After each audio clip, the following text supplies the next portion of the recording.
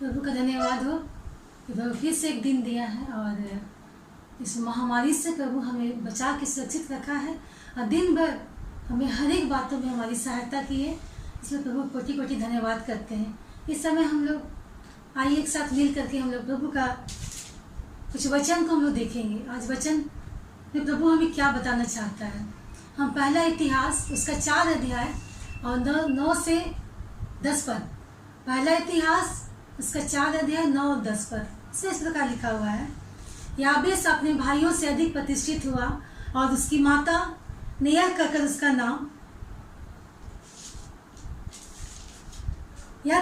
नाम रखा कि मैंने इसे पीड़ित होकर उत्पन्न किया। याबेस ने इस्राएल के परमेश्वर को यह कहकर पुकारा, भला होता कि तू मुझे सचमुच आशीष देता और मेरा देश बढ़ाता और तेरा हाथ मेरे साथ रहता और तू मुझे बुराई से बचा रखता और मैं पीड़ित ना होता और जो कुछ उसने मांगा वो परमेश्वर ने उसे दिया। आमीन। याबेस नाम का एक व्यक्ति का संक्षिप्त जीवनी यहाँ पवित्र शास्त्र की सच्चाई का प्रभाव महान चमत्कारों में से एक है। जो परमेश्वर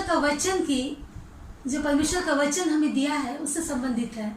हम इसको जानने के लिए हम यूहन्ना रचित सुसमाचार उसका 21 अध्याय और उसका 25 पद पढ़ते हैं। उसमें मिलता है और भी बहुत से काम है जो यीशु ने किए, यदि वे एक एक करके लिखे जाते तो मैं समझता हूँ कि पुस्तकें जो लिखी जाती वो संसार में भी ना समाती। जी हाँ, प्रभु ने बहुत सारी ऐसी अद्भुत बातों को किया है और जो हम लोग उसको पवित्र शास्त्र में हम लोग पढ़ते हैं तो पाते हैं। सुसमाचार में अपने नाम के साथ बताए गए यीशु ने जो काम किए हैं उनमें से कई अन्य चीज़ें भी हैं जो अगर वे एक एक करके लिखे जाते तो दुनिया में उन किताबों में शामिल नहीं किया जा सकता है जिसे लिखा जाएगा। आमीन। कुछ शब्दों में परमेश्वर ने बाइबिल में अपना संदेश दर्शाया है। 9 पद में हम पाते हैं, पहला इतिहास उसका 4 अध्याय के 9 पद में पाते हैं, याबेस अपने भाइयों से अधिक प्रतिष्ठित था और इसी प्रतिष्ठा की वजह से एक शहर उनके नाम से जाना जाता है। जी हाँ, इतना प्रतिष्ठित था। उसकी दुखद समस्या याबेस नाम का अर्थ था। जी हाँ, दुखद, उसके नाम का मतलब ही दुखद था। उनकी माँ ने उसका नाम याबेस दुखद बताया क्योंकि मैं उसके साथ दुख के साथ पीड़ित थी। उसके अशुभ नाम से उत्पन्न दुख उनकी प्रार्थना के कारण टल गया। जी हाँ, प्रार्थना करने से याबेस का जो दुखद नाम का जो अर्थ था वो टल गया। याबेस एक दुखी व्यक्ति था, एक नुकसान के रूप में। बहुत ही सरल प्रार्थना याबेस ने की, बहुत ही छोटा और सरल प्रार्थना की, लेकिन सरलता के साथ साथ गहरा भी था। उसकी प्रार्थना सरल थी लेकिन विशिष्ट थी।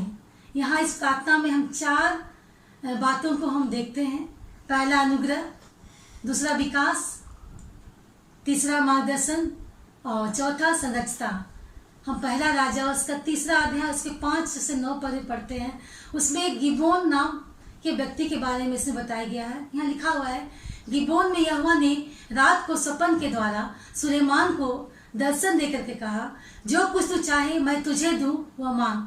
सुलेमान ने कहा, तू अपने दास मेरे पिता दाऊद पर बड़ी करुणा करता रहा क्योंकि वह अपने को तेरे सम्मुख जानकर तेरे साथ सच्चाई और धर्म और मन की सिधाई से चलता रहा और तूने यहाँ तक उस पर करुणा की थी कि उसे उसकी गद्दी पर विराजने वाला एक पुत्र दिया जैसा कि आज वर्तमान में है। और अब हे मेरे परमेश्वर यहोवा, तू अपने दास को मेरे पिता दाऊद के स्थान पर राजा किया है, परंतु मैं छोटा सा हूँ जो भीतर आना जाना नहीं जानता। फिर तेरा दास तेरी चुनी प्रजा के बहुत से लोगों के मध्य में है जिनकी गिनती बहुतायत के मारे नहीं हो सकती। तो अपने दास को अपनी प्रजा के कारण न्याय करने के लिए समझने की ऐसी शक्ति दे कि मैं भले और बुरे को परख सकूं, क्योंकि कौन ऐसा है जो तेरी इतनी बड़ी प्रजा का न्याय कर सके। यहाँ पर ज्ञान के लिए सुलेमान की प्रार्थना है कि किस तरह उन्होंने अपने आप को परमेश्वर को पुकारा कि परमेश्वर वो आशीर्वाद और संरक्षण दे, क्योंकि वह जानता था कि परमेश्वर के सामर्थ को वो पहचानता था। दानियल की तरह वो अकेले अपने परिवार के साथ प्रार्थना करना उसका प्रतिदिन का दिनचर्या था। कुछ लोग सोचते थे कि ये किसी विशेष अवसर पर था, लेकिन नहीं, ऐसा नहीं था। जब दुश्मन के द्वारा विपत्ति में पड़ा हो तब वो प्रार्थना किया, परंतु ऐसा नहीं था। उनका दिनचर्या में ये बातें शामिल थी। याबेस की प्रार्थना संपूर्ण प्रार्थना है। याबेस की प्रार्थना उसमें संपूर्ण बातें हैं जो एक राजा को चाहिए। शायद आप सोच रहे होंगे कि क्या अबेस की तरह प्रार्थना करना गलत है? यह एक ईश्वरीय महत्वाकांक्षा को दर्शाती है, जो व्यापक प्रभाव के लिए भक्ति पूर्वक है, जो परमेश्वर की योग हो सकती है। यिर्मयाह उसका 45 अध्याय के 5 पद में लिखा हुआ है, इसलिए सुन, क्या तू अपने लिए बड़ाई खोज रहा था? उसे मत खोज, क्योंकि यहोवा की यह वाणी है कि मैं सारे मनुष्यों पर विपत्ति डालूंगा, परंतु जहाँ कहीं तू जाएगा वहाँ मैं तेरा प्राण बचाकर तुझे जीवित रखूंगा। जी हाँ, यहाँ पर एक अंधा विश्वास को हम देखते हैं। यिर्मयाह ने बारूक को चेतावनी दी कि तू बड़ी चीजों को क्यों ढूंढ रहे हो, उसकी तलाश करना बंद करो। अर्थात अपने लिए जो प्रशंसा खोजने की बात कर रहा था, वो चाह रहा था कि मैं अपने लिए प्रशंसा खोजूं, बड़ाई खोजूं, वो बात उसको खोजने के लिए यिर्मयाह मना करता है।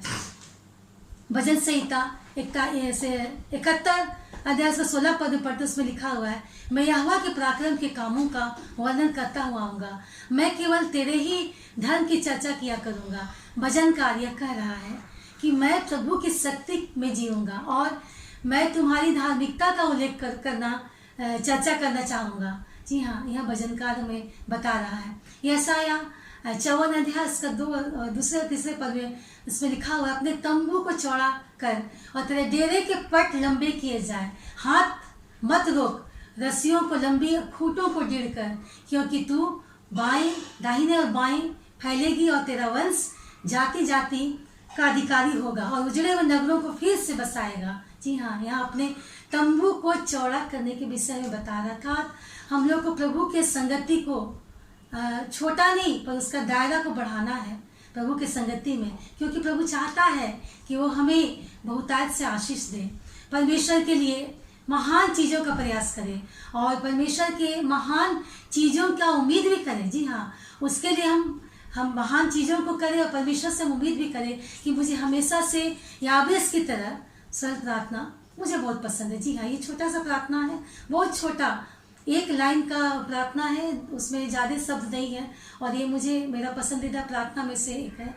ये कम शब्दों में हर बात को प्रभु के सामने बोल दिया है कि तू मुझे वास्तव में आशीर्वाद देगा और मेरी सीमाएं बढ़ाएगा और तेरे हाथ मेरे हाथ में हो, मेरे साथ हो और तू मुझे नुकसान से बचाए रखेगा, मुझे पीड़ा ना हो। इस पद में याबेस परमेश्वर की आशीर्वाद देने और अपने जीवन के प्रभाव को बढ़ाने के लिए परमेश्वर से पूछने में अपने को दोषी नहीं समझ रहा है। जी हाँ, परमेश्वर से छोटी से सरल भाषा में वो खुल के बात कर रहा है, क्योंकि उसने परमेश्वर की महिमा के लिए वो जानता था, उसे पता था परमेश्वर की महिमा करने से किन बातों की आवश्यकता है और क्या बातें हमारे जीवन में पूरी होती है। पवित्र शास्त्र हमें विश्वास दिलाता है कि परमेश्वर ने वही दिया था जो उसने उसके लिए भला था, जो उसने निवेदन किया था।